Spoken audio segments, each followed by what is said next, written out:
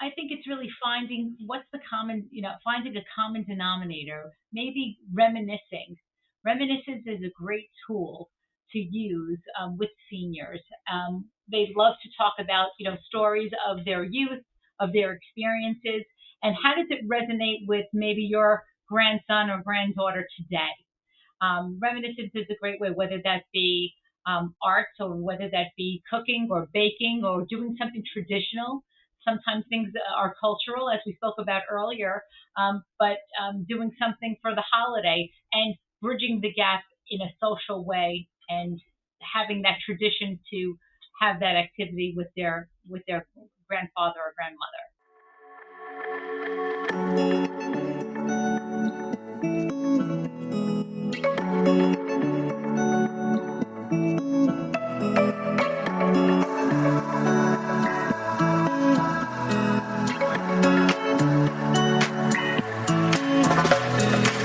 You're listening to Parent Projects, a family media and technology group production. Now here's your host, Tony Siebers. Okay, so a loss of autonomy and a loss or an understanding of what legacy might look like are two things that we hear a lot and we talk a lot about at Parent Projects, both online, inside the app, or really around the shows that we do.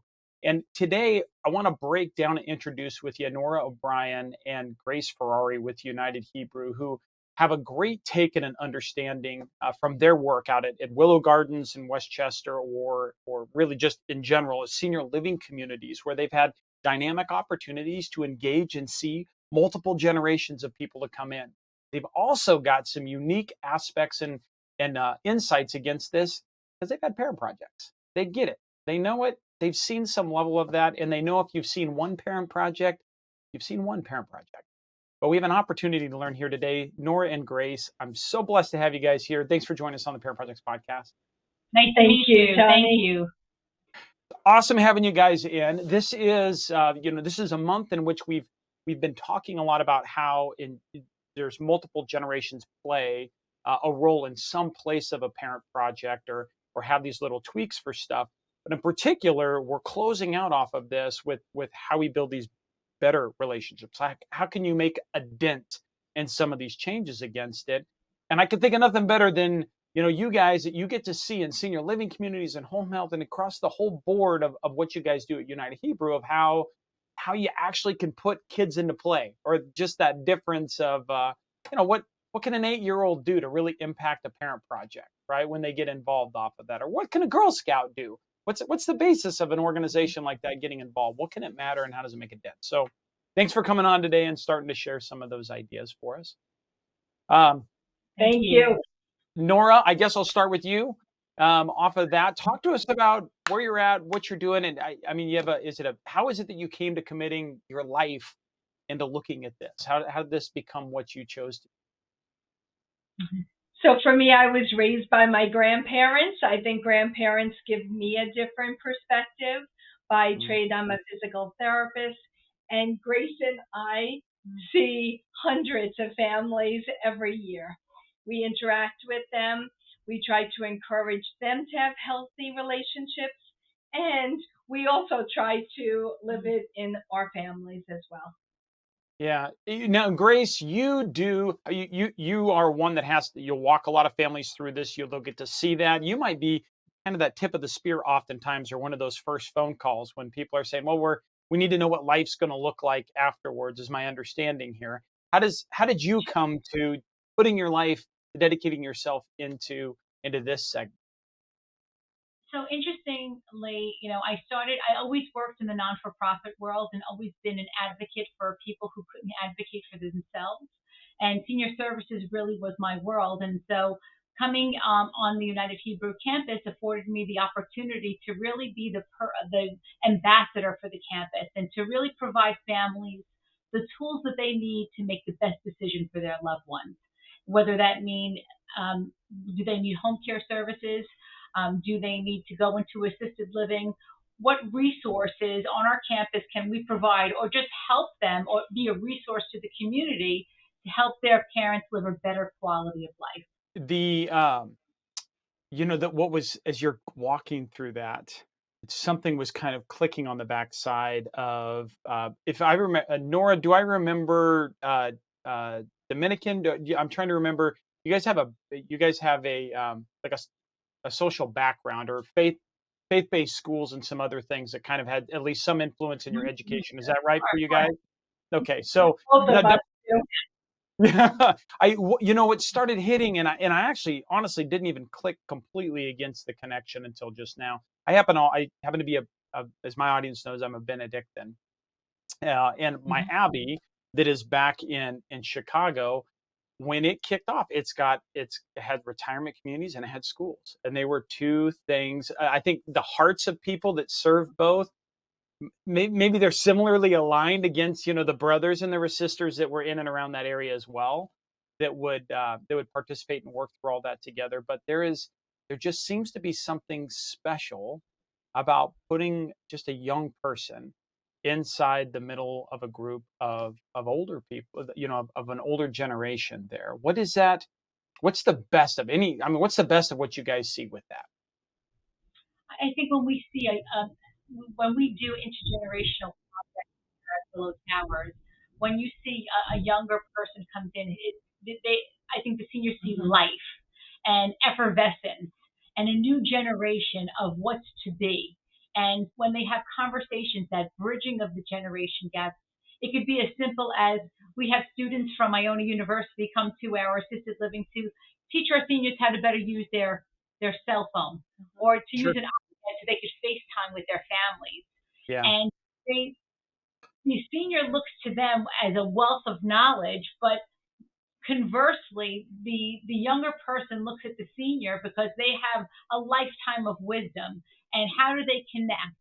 And what occupation did the senior have that this younger college kid can really learn from? And I think sometimes we live in a world where seniors are kind of shunned and we're not revering them as they do maybe in a far western country. But Sure. here at Willow Towers, we could take a look at those. The seniors take the I'm sorry, the student goes to the senior and learns a little more about what value they had in whether it's in their career, and they can learn from one another. So it's a Yeah. great opportunity, and they really forge a friendship and a bond. So What you'd be surprised if they come here on their free time and they don't have to come here. Yeah. And And that we're lucky because I'm sorry, Tony. I was no, saying no. we're lucky because we're part of this awesome community. Yeah.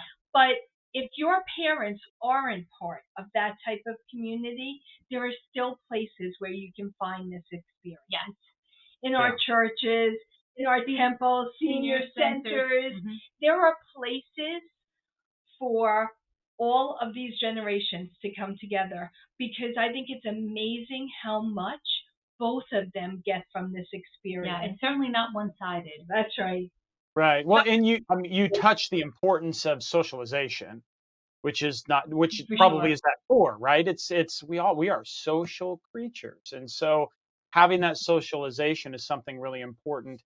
Oftentimes I think and when our lives get busy, it seems like we tend to only connect ourselves to those people that are just like us. But maybe as that space gets out, you see, well, maybe when you look generationally, maybe they have more in common than they think they do. As much as the world changes around, there's just like you're pointing out, there's a lot to be learned, from one generation to the next of something, or at least just that experience.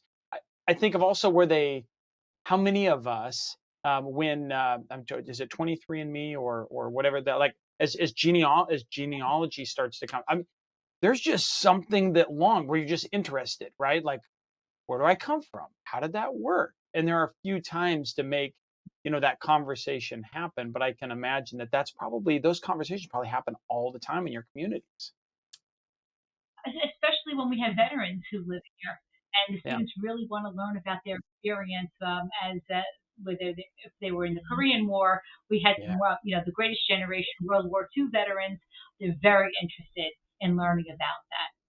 Something Yeah. that they couldn't get from a textbook, right?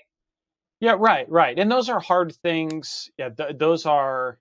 guess over time those can become a lot easier for veterans to have, and to have it kind of in that type of a context towards end of life when you're trying to point out a learning lesson, or somebody's really, you feel like you're not belaboring somebody with what war was like, but Mhm. instead they're really looking to hear a little more about that. I could definitely and appreciate that as a veteran myself, of a Mhm. war, and just what that would look like. I could see as time will go where that could become a lot easier, maybe for my grandkids than it is to have that conversation with my own children right now.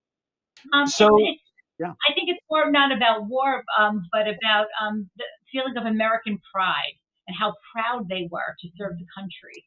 And yeah, that's the conversation, which I think is something unique and interesting, that they're not really concentrating on the negative, but bringing out the positive of this pride for their country. And they were, willing to do whatever they needed to. yeah, And the and time really camaraderie helps. they Yeah. felt with other. Right, right, right. Those are I think time really helps you do that. It makes it a lot easier to do that. It gives you takes the emotion from it, and it lets you be able to look back at a lot of those things. So that makes a ton of sense. So when kids will go, I think of, I'll bet the first time I ever had that type of an interaction, I was writing a paper for school, and I think we did we visit our Boy Scout troop visited, and I got to do my paper at the same time while we were doing this other service project. I think we were playing music, played some piano or something, and then I realized, oh wow, man, I bet I can learn these things that I need to have for this project at school, that I can figure all that out. How are those? When is it just families that do that, or is there a place, if your grandparents don't live near you, but that to is there a safe way? Is there a way that that can happen, in those introductions happen in communities today, between just multiple peoples and generations whose families aren't close by, but they can still get that multi-generational connection? Do you know what? In our post-COVID world, the Hmm. one good thing I will say that came out of COVID is our seniors' ability to use technology. All of a sudden, seniors were going across state lines using their iPads to see their children and grandchildren. And I think Yeah, one of the best things we can do is help give them those skills. sure. For our seniors, they're new skills, but if we can teach them how to be able to text their grandchild to say hello, their grandchild will be much more likely to text back than to pick up the phone and have a conversation. Right. What I to don't do with know Yeah, about your FaceTime. children, Tony, but I know a lot of yeah. kids in this generation would prefer quick text. Mhm.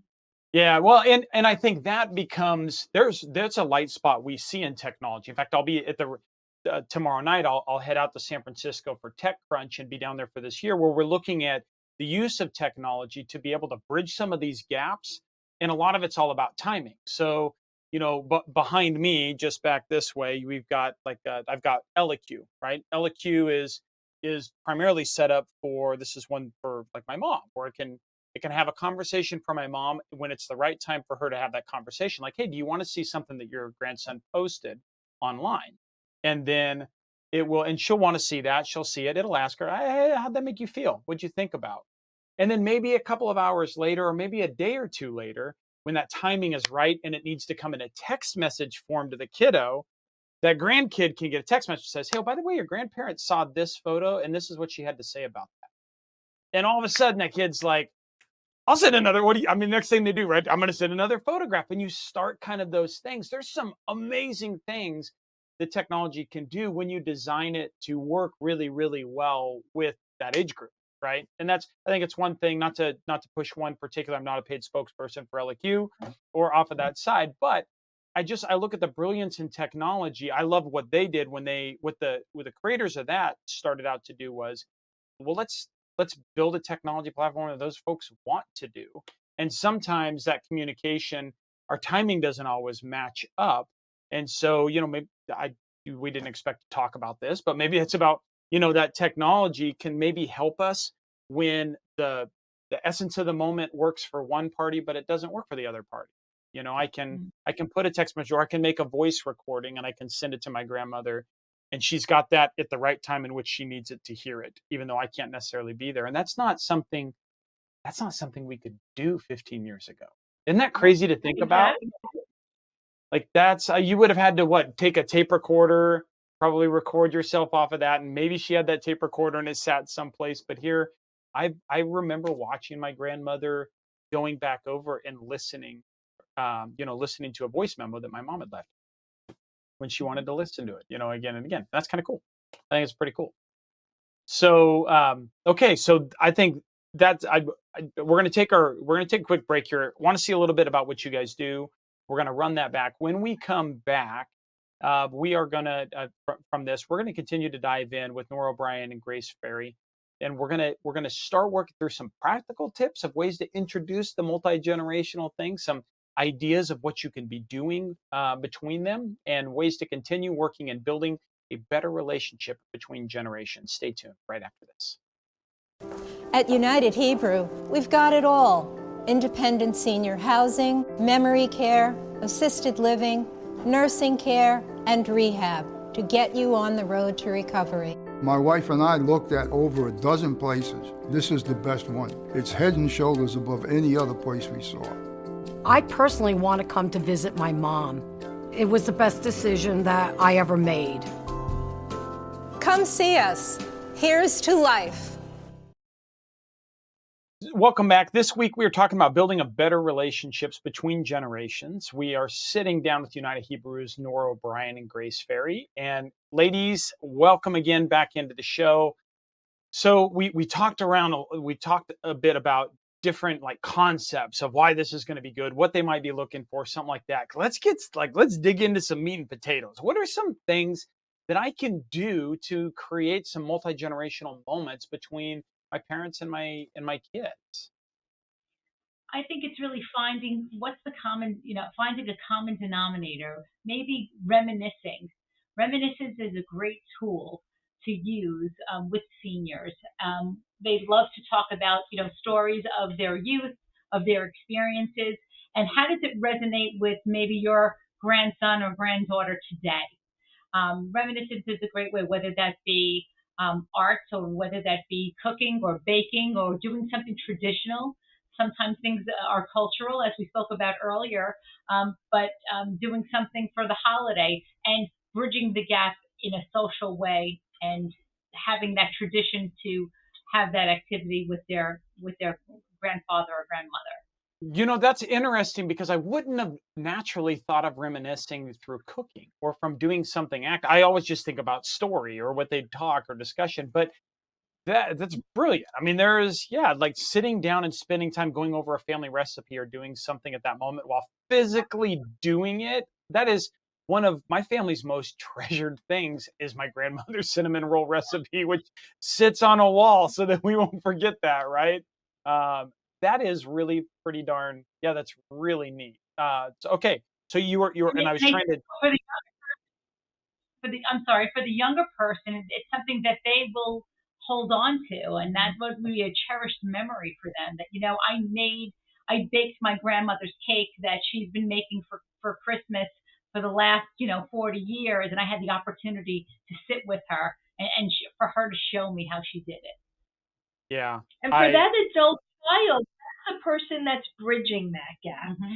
So that person holds a lot of responsibility. Mm-hmm. It's very challenging to be the person that's bringing those two generations together. And I think for the adult child, it's that person we need to reach out to and say, what do you want to do? What do you enjoy that you can now bring your parent and child together to do? Well, and it definitely takes the weight off of an obligation into that moment and more of just setting up something that, I mean, both those or all of those different forms you guys just talked about sharing, they address autonomy, but the seniors doing something like they're useful. They're doing something great, right? And working off of that, and legacy. They're leaving something behind. I mean, it literally taps like the top two things right off the top of that. I love that.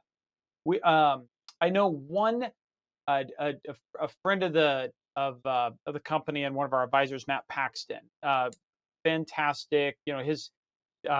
His concepts of utilizing legacy lists he's talked with us about on the show that would be to give if something, I'm trying to think of something I could grab that was really, really important A water bottle. Okay. But when a parent is having a difficult time moving in a direction that they needed to go into, like transitioning or seeing themselves in some other place because they're surrounded by things and they're not sure where it goes, he introduces these concepts of what kind of what you're talking about in action. They walk through, they pick about 5 different items of significance, and they provide an opportunity for their parents to sit down and talk about that thing. This is where it came from. This is the history of this thing and where it happened from all of that. And they found that with about 5 or so items, once they've completed that, it lets go of like they might as well have done that with everything in the house if to give that moment either at a community down there or at a veterans home or even at a family. We're coming up on the holidays. Will be coming up here unbelievably in a couple of months. That opportunity of carving that off where they have that time to prepare, they can think through that, and then there's like this presentation of, hey, talk to us about these items today, and they get that ability to turn that over to the family. That's I hear that resonate completely with what you were talking about there with the cooking as well. What are some other activities that we see for multi-generational that we could use to set up our kiddos or yeah, other generations?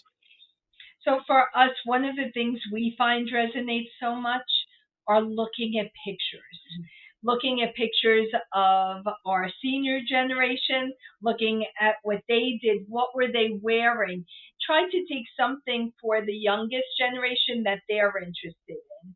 If the grandson is interested in cars, maybe we can find pictures of the grandfather's cars and look at what these cars look like. And let's talk about what cars were like when I was younger. Yeah. Yeah. We talk about sports a lot, and so we're in New York, and so we had pictures of the old Yankee Stadium, and we had pictures of how they dressed. Men had fedoras, and they would dress. Women had dresses on to go to the Yankee game, and today, the ball game is quite different.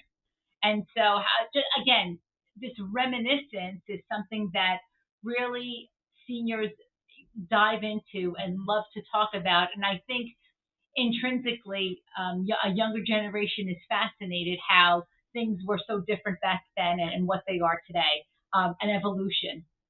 Yeah, yeah, and of course, we'll hope that some of those moments for our generation, like the rat tails and parachute pants, hopefully get to stay buried, and we don't have to actually have those conversations all the time. But I know the kids will take my grandkids will take great notice with our hairstyles and how big you could get it and what it was going to be back in our day. So that should be it should be pretty fun as we get older. How about the organizations? So I'd seen some of our earlier conversations here, scouting, Girl Scouts, Boy Scouts, or other organizations that kind of come in. What are the things that organizations tend to do? Non-family related groups that could come and go. So a lot of dance troupes would come through. So we have like the Nutcracker that would come through in our assisted living. For St. Patrick's Day, we have Irish step dancers come in, which is fabulous because it's sensory. The music is loud. They love to see costume. So I think that's a great bridging of the generation where you have some seniors here who did some dance when they were younger, but a different type of dance. So it's not only formalized, Girl Scouts, Boy Scouts, or it's a confirmation or a mitzvah project, but you have these extracurricular groups that come in that really want to be around seniors, and they are able to show off their talent, and the seniors are really able to embrace it. Love that. A great opportunity to always also to encourage those kiddos and to let them get out there and see, let others see them that opportunity to be out front and to do something very, very cool. Tell us, above all, when people are starting to look at, are there safety considerations or things that we need to think about as all that's coming in, or are there difficult things that conversations to avoid or anything like that we see out there? Is everything pretty, usually you can just trust it's going to go pretty well? We want to bring people in. There's always some safety issues, but for us, the most important thing is to give life to the residents entrusted to us. Yeah. So the more life we can bring in, the more it impacts them. When you're on vacation, Tony, it's the middle of the week. Do you know what day it is? You don't, because you've lost your routine. Our goal is to make every day have something that's interesting for our residents. And it doesn't matter what it is. If there's a popular book that's out, we love having intergenerational book clubs. Our residents can read a book. And if they've lost the ability to read books, we're so lucky that we have Audible books now. So they can listen to a book on tape and still be able to join that conversation. That's fantastic The news. more different things, right? The more different things we expose people to, the same way you look at it for your children. You don't want to pigeonhole your children into only one aspect of a hobby. Same thing for our seniors. We want them to experience music and dance and sports, art. We bring in college professors to speak to them. We do TED Talks here, Right. which is something that's really great. And I think sometimes seniors, they are not exposed to a lot, but when they come to live in a community, they're dealing with people who from all walks of life. So they're learning not only different things like art and culture, but they're learning someone of a different religion or of a different nationality, and how others celebrate, whether it's different holidays and cultures, and how they're constantly learning from their peers. Yeah, between that work that can be done, neighborhoods, special interest groups, those other things. I might state this. I know you guys look a lot at in the context of when people might be there in a senior living community, but I notice you guys also work with folks that are coming through maybe in a rehab community, or this is like a short stop. Their focus is not to be there, right? Their focus is they want to get back into their home, or they want to go off of that. Are there any tricks of the trade or things that could be done when, that's a very stressful, and it can be a very scary time. I think we see a lot for seniors because that uncertainty is high. They're still hoping to get back to what's familiar and back into that familiar at that time. Anything that's worked really, really well at that particular time? Just keep lifting the spirits. Hopefully they will get back. That's exactly what we want. By trade, I'm a physical therapist. My goal is always to rehabilitate people to get back. But what can we do while they're in the middle of their rehabilitation that can take their mind off of it? So maybe part of it is just to have a leisure event where they're doing something that takes their mind off of their illness or injury. But we also always want to bring their family into it as well. Sure. And just the power of positive conversation, of always having a positive outlook and perspective on what's going to be better. So they could either go back home, even if they go home with a device, whether it's a cane that they never used before or a walker, but to spin it in a positive way and to have the backing of the family to kind of fortify what the rehabilitation team is providing them. Yeah, so a few years ago, maybe 2019 or so, I'd had to have a back surgery, and while going through the rehab process, I had several other people that had had back surgeries that were older than I was, and at one point in time, I was having a conversation with a neighbor who had gone through this as well. And we realized, man, see, it's not a getting older kind of problem. And we found this common ground by both of us having to go through a rehab. And it opened up that conversation of, well, this isn't just an older thing. This is just like something happens in your body and you end up having to work off of that. And we have this great opportunity to get through something. And I would have never thought. We both complained about our physical therapists together and how hard they were and mean they were, and there was some neat camaraderie. Yeah, there was some neat camaraderie off of there. I was like, she's letting you off easy, right? But that's what it always looked like. He thought, and I thought it. So clearly, they were equal opportunity to both of us. It just was hard to go through. Those are interesting things, and so maybe not even with grandkids, but I could see even multi-generational, just between us and our parents' generation, being able to share just the struggles of staying on the horse. That doesn't go away when you get older. Like life is still life, and you don't have to be 75 years old to lose your keys or to go through, to have these kinds of we all have these challenges, and being able to go through them together and have a conversation about that. I can just think that that's got to settle the soul a little bit of people who are really trying to live well at the end of life, and not just waiting to die, right? Or just to sit out, but we instead want to engage them. And I love what you said, and just making something each day be that thing that they can help grasp on and understand where they're at in the day, and those things. We want our seniors to live, not exist. And that's really our goal, is to live life, the best quality of life that person can. And how do we as an organization provide them the tools to lead the most robust life, whether they're walking around, whether they're in a wheelchair, whether they're using a walker. What can we do as an organization, or whether they have family who lives far away? It's our responsibility to become their first family. So sometimes, we forge the closest and best relationships with the seniors who live here, because we live with them every day. Right. And it comes back to, it's that community. That's the community, right? And then you guys very clearly doing very, very well at that. I'm going to quickly try to succinct this one and then make sure that our audience knows where to find you guys and how to get more information. But as we walk through some of these tips and these trips off of this, we talked about reminiscing. We talked about doing it in stories, doing it in cooking, doing it in holding things in storytelling about an item or working through something in that translation of history or where things are looking at, not just in spoken word. Talk about looking at pictures and giving that opportunity of being able to look at what events looked like at that time, or to recall different things that happened or the different styles that we went into in that time of life.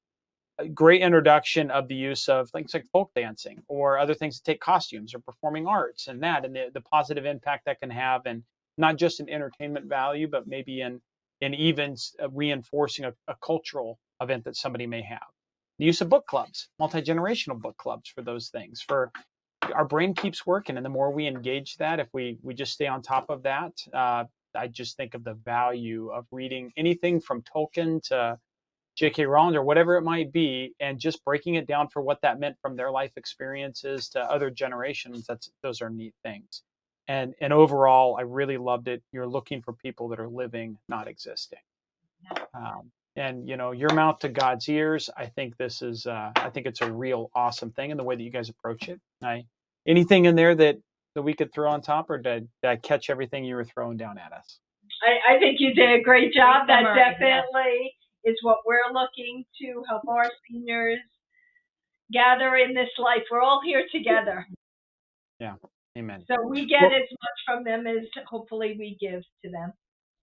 Ladies, where can we find more information on you guys and what you guys are doing at United Hebrew? Well, you certainly can go onto our website and take a look at, there's the website on the screen, and there are links to Nora's email address as well as mine. If anybody has a question or has a problem, and we are certainly not only a resource to the people who live on our community, but we're a resource to everyone. And we certainly always go out into the field and try to answer questions and be a fountain of knowledge to people who really, we live in a world in a broken healthcare system. And how do you know what's available and what resources are available to you until you're in crisis mode? And who can make a great decision in crisis mode? No one. So there needs to be people who can advocate for those and give them the information and the tools they need to make the best decision for their loved ones. Yeah, absolutely. Nora O'Brien, Grace Ferri, it just really was a pleasure to be with you guys today. The whole discussion and building these better relationships between generations was advanced because of you. I loved what you threw down. Thank you for spending that time with us and sharing your time, talents, and treasures with the Parent Project Podcast. Thank you. Thank you very much.